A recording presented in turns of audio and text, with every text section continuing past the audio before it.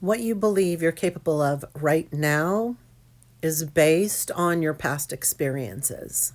I want to share a personal story with you on how I am where I am today based on my experiences from my past. Every single one of us pops out onto this earth knowing nothing. We have no belief systems, we have no thoughts, we don't know what to think about ourselves, about our capabilities, or even how the world around us acts.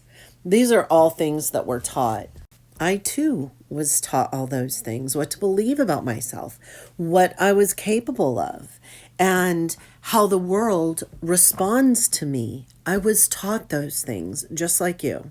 Now, through my time and experiences, I developed deeper belief systems about myself. And I want to talk about one situation that created a huge block in my life. When I was 16 in the 80s,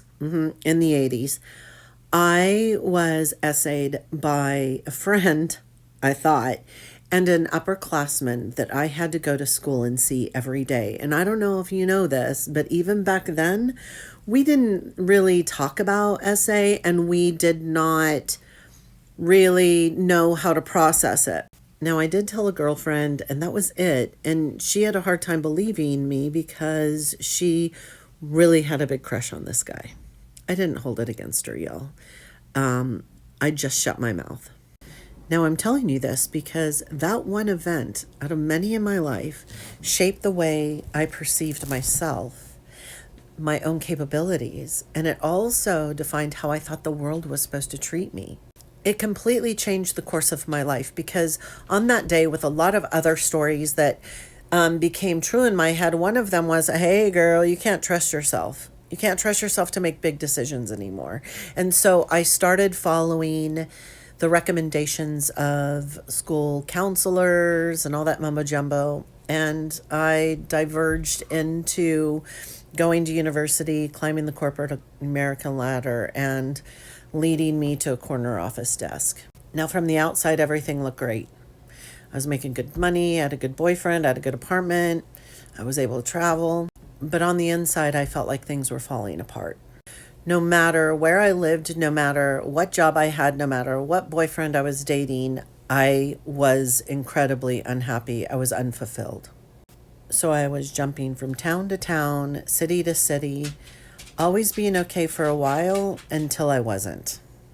I was always distracting with over drinking, emotionally eating, and then I'd punish myself the next day with over exercise. You know what I'm talking about? I was always in and out of therapy. Like I'd be good and then shit would hit the fan and then I would just feel like hopeless. And there was a point in my journey when I looked at what was happening and I was like, I can't, therapy's not cutting it anymore. That's not an option. So I started going into the depths of who I am and what was going to work for me. And it's really when I started my journey into who I am today and beginning to understand how I got to where I was.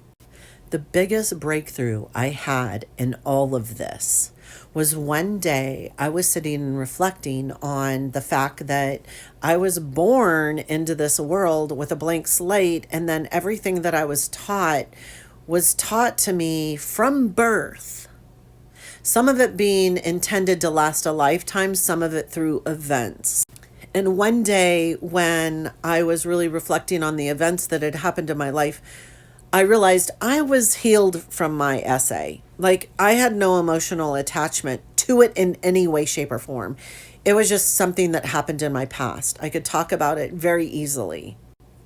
But what I realized in that moment was even though I was healed from it, my subconscious beliefs around my own value that were changed and created from that event were still very strong and operating in my subconscious and keeping me trapped in my circumstances of being unfulfilled, stressed, overwhelmed. I was always making decisions based on what I believed I was not capable of instead of my own capabilities.